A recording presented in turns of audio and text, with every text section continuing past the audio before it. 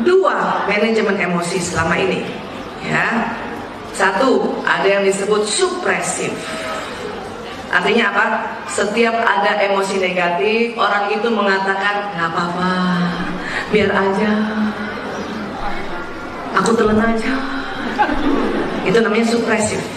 Dia menekan, bahkan ditaruh, makanya gayanya gitu, menekan gitu.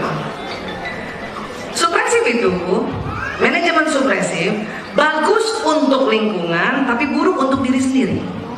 Bisa sakit karena dimasukin di dalam tubuh, ya. Tapi bagus, orang di luarnya, oh, ibu itu mah gak pernah marah, ya, dia gak marah, ya. Tapi 3 bulan bunuh diri karena supresif. Ada lagi yang kedua, ekspresif. Apa itu? Setiap dia marah langsung dikeluarkan. Setiap dia marah, dia kesel langsung dikeluarkan. Setiap sedih dikeluarkan. Itu bagus untuk diri sendiri, tapi jelek buat lingkungan. Nanti kita di label ibu jutek. Kalau pas ada acara jalan-jalan dia nggak diajak, kau jadi aja. Tapi buat dirinya nggak apa-apa, sehat. Dia nggak. Nah, cuma dua-duanya masih buruk. Yang supresif baik untuk apa? Lingkungan. Buruk untuk diri sendiri. Ekspresif baik untuk, buruk untuk, masih belum bagus itu. Yang diminta adalah baik untuk diri sendiri, baik untuk lingkungan. Maka pada saat Islam datang, ya, para ilmuwan mengatakan, oh ini manajemen emosi yang luar biasa. Mari kita namakan. Dia namakan releasing. Release. Release itu apa sih release? Keluar tapi pelan-pelan. Caranya bagaimana? Caranya 3M. Catat ya Bu, 3M. M pertama, mengaku. Mengaku. Mengaku apa? Ya Allah, sebetulnya saya kesel sama tuh orang. Mengaku. Tapi jangan ngomong sama orang, jangan ngaku sama orang. Lo tahu nggak? Kesel sama ibu itu. Itu bahaya.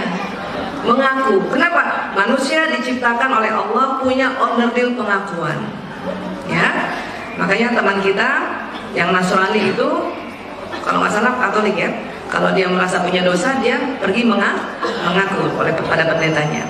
Kita makanya setiap habis sholat kita mengaku juga, ya Allah, astagfirullahaladzim, astagfirullah, kan gitu, ya. Nah, di luar sholat pada saat ini kita sedang berinteraksi, ya, kita kesel, kita harus yang pertama mengaku, ya Allah, saya kesel sama dia, ya Allah. Ya. Ngaku aja? Enggak. Kenapa?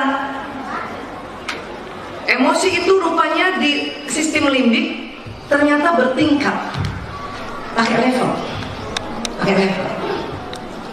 Makin ke bawah makin energinya sedikit, makin ke atas energinya tinggi, high energy, makin ke bawah low energy.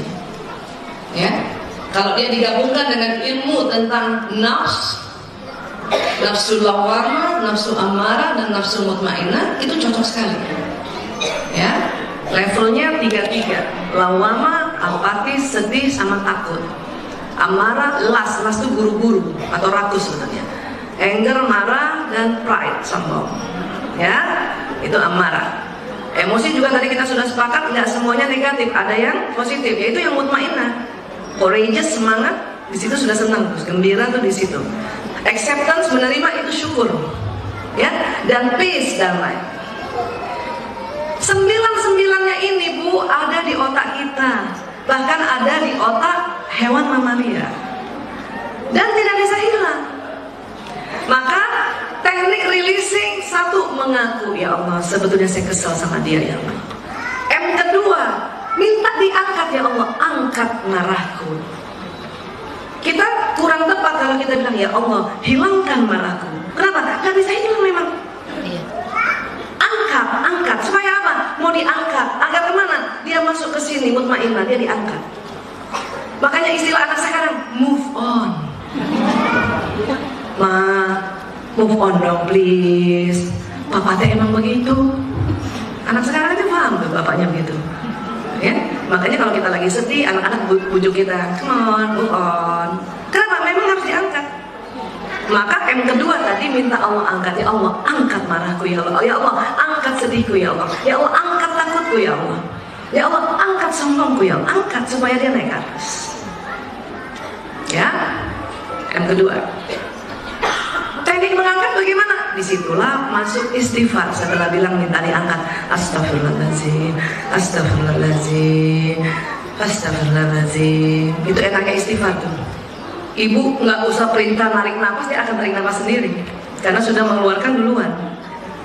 Coba ibu habis istighfar, ibu tahan nafasnya, nggak mungkin. Astagfirullahaladzim, otomatis tuh dia narik. Astagfirullahaladzim. Berapa kali Bu Aisyah? Masing-masing orang berbeda. Ya, saya kalau lagi kesel sama anak, masih ingat waktu itu saya 3 kali dong istighfar udah naik di atas. Kalau sama suami 9 kali. Banyak. Karena memang seorang istri pasti lebih gampang memaafkan anaknya. Karena itu dari rahim kita. Kalau suami kita dari rahim siapa? Ibunya.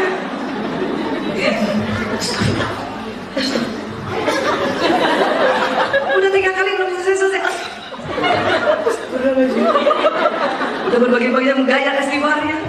9 kali tuh saya pernah hitung-hitung tuh. Karena buat riset juga sebetulnya. Ya, oh gitu. Ya. Nah itu naik. Jadi minta angkat. Ya Allah, angkat marahku ya Allah, angkat sedihku ya Allah, supaya naik ke atas. Ya. Hanya emosi kan ada tangga. Orang yang lagi sedih untuk naik tangga semangat itu beda dengan orang yang lagi marah. Orang marah itu bisa cepat ketawa. Ya, kenapa? Karena marah mau ke Korejas cuma 2 tangganya, 1, 2. Paham ya Bu? Kalau orang sedih 1, 2, 3, 4, 5. Maka kalau ibu lagi sedih, ada yang hibur, kok ibu merasa kok belum bisa gembira ya, itu lazim. Kenapa? Butuh waktu. Cuma nggak boleh lama-lama. Kenapa? Kita nggak tahu meninggal kapan. Supaya kita ya pas meninggal udah mutmainnah. Malaikat manggilnya enak. Ya ayuhan nafsu mutmainnah. Nggak enak kan? Ya ayuhan nafsu lawwamah. Dengarnya juga lawwamah. Ya. Sampai sini bisa sepakat dulu. Maka cepat-cepat. Boleh sedih Bu Aisyah? Boleh. Boleh marah Bu Aisyah? Boleh. Boleh takut? Boleh, kalau itu ada di otak kita. Tapi yang diminta oleh Allah, cepat-cepat move on. Cepat-cepat naik. Kenapa? Banyak untungnya. Ya, nanti kita lihat keuntungan lainnya. Tapi nomor 1 supaya malaikat manggilnya ya ayuhan nafsul mutmainnah. Ya. Makanya dalam beragama kita dikatakan keimanan kita naik turun. Kenapa? Karena emosi itu intinya otak. Ibu kalau lagi marah turun keimanannya, kepercayaan sama Allah. Atau ibu lagi takut apa? Suaminya ya kerjanya, gajinya nggak jelas, takut kan istrinya kan? Maka keimanannya turun apa? Lupa kalau Allah Maha Kaya, lupa kalau Allah Maha Pemberi rezeki. Itu juga bisa dimaklumi. Nggak apa-apa juga, cuman ayo cepat-cepat naik, naik. Kenapa? Rugi kalau lama-lama di situ. Tapi sini bisa sepakat dulu ya Bu. Jadi keimanan kita itu, ya, kepercayaan kita, yakinnya kita terhadap kekuasaan Allah dipengaruhi oleh emosi. Karena emosi letaknya di tengah otak, intinya otak. Ya, jadi harus kita manajemen. Itulah tadi astagfirullahaladzim, astagfirullah. Naik dia, naik.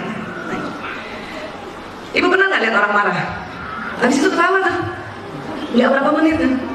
Saya sering kasih contoh, seorang bos marah sama sekretarisnya gara-gara bikin surat, ya spasi-spasinya salah. Tapi zaman dulu tuh pakai ketikan, ya. Marah dia, kamu dibikin surat masa kayak gini, jelek cuma dibacanya, kan marah kan?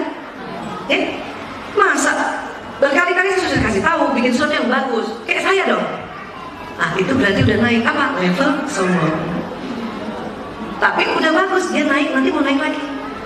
Saya kalau bikin surat nggak pernah salah, spasi kanan kiri sama. Paham kamu? Kita makan siang. Berarti sudah masuk ke courageous. Makanya orang marah lebih cepat ketawa. Kenapa? Levelnya cuma di situ. Apalagi sombong sama courageous atau semangat tuh 11-12.